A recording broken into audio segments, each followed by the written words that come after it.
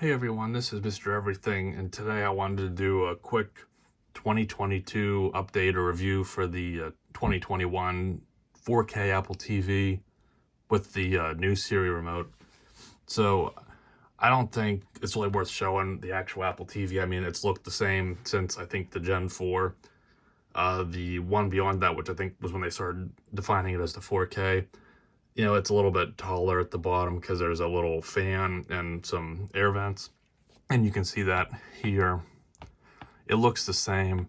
I will just scroll through these specs. At this point, all my Apple products, I haven't needed to update them. They're all very, I would say, over-engineered. They're still holding up. So I think the most relevant thing is this is an A12 Bionic. And it does do HDR, Dolby Vision, 4K, obviously. The reason I bought it was I just hated the original Siri Remote, and you could just buy the remote for the Gen 4 Apple TV, which has been replaced with just I call it the Apple TV HD. But since it was that and I have a 4K TV, it just made sense to go with this one. And I will talk about the remote a little bit.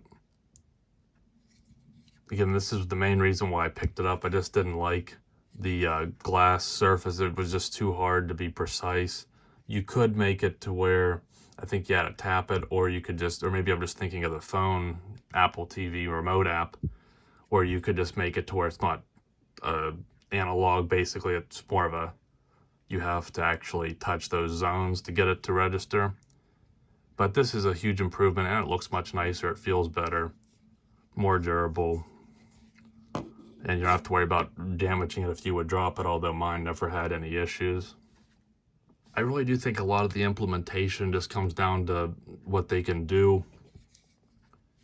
I had trouble before scrubbing, and I think that's really just comes down to the app, because if I'm in the Apple TV app watching a movie or something, I don't have much trouble scrubbing like this.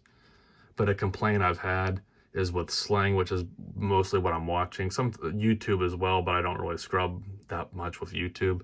You can click these points to skip, which works, but I always have trouble with that. It just seems to be something on the web design or app designs end. Like it just wants to jump way too far on the timeline instead of like a finer. So that's kind of annoying.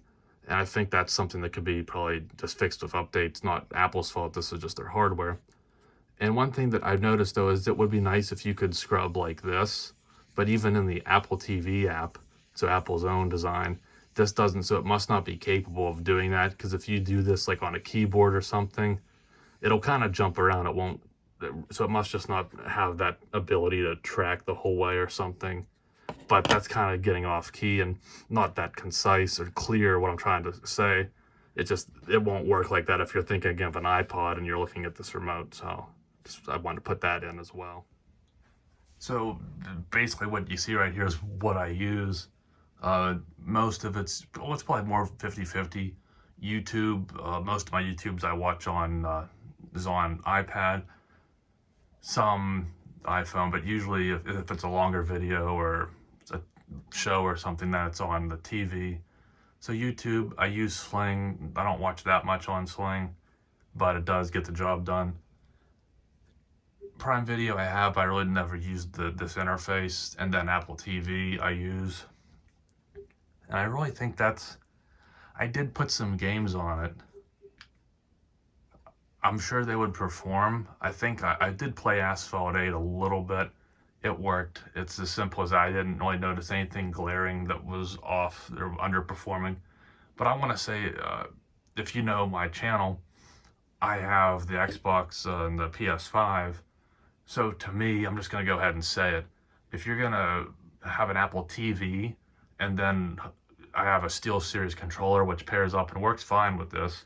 So that is an iOS Nimbus Plus controller. That's the one I'd recommend for this. But it just doesn't make sense to me when you have a 4K TV and your consoles, why would you just play a mobile game? Now maybe there's some out there that are worth playing, like if COD Mobile was on Apple TV, which at least last time I checked it wasn't.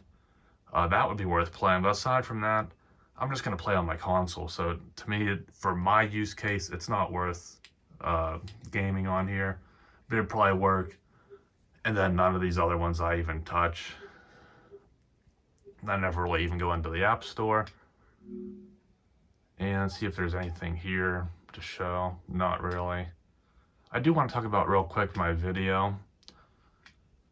So I have a TCL and it does do Dolby Vision, and the 4K, I usually just view it only HDR when it's an HDR source, like a movie that's in HDR. But with the Apple TV, you have to keep it in SDR, like it's in Dolby Vision right now, or if you picked HDR, it forces it so the home page is in HDR, and YouTube, even if it's, so I don't really like that type of, almost, I don't, mapped is the correct word, where it just does HDR all the time. But I'm going with Dolby Vision, and I'm gonna say this is the TV, the TCL's fault, especially when it's on the screensavers. I'll get like flashing red, green, blue, really quick milliseconds every so often, and then sometimes it'll like stutter and really act up. Then you can shut the TV off, or it'll just like work itself out and won't do it again. I've never had any problems in HDR, so I'm gonna say that's the TV, because I don't think Apple would have a product that would be that bad. It wants something like that and not be addressed. So, I mean, to me though, the actual Dolby Vision looks okay. This 6 Series TCL isn't the greatest for HDR viewing, but it's definitely noticeable, and I'm happy with it. And just like the Apple TV I had before, it works just fine. It works exactly the same. They didn't change anything. Battery life on the remote's really good. I mean, if you don't use it that much, you'll easily get a year, and you won't even be low.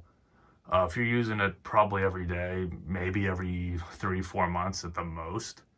For me, I probably use the Apple TV at least a few times a week.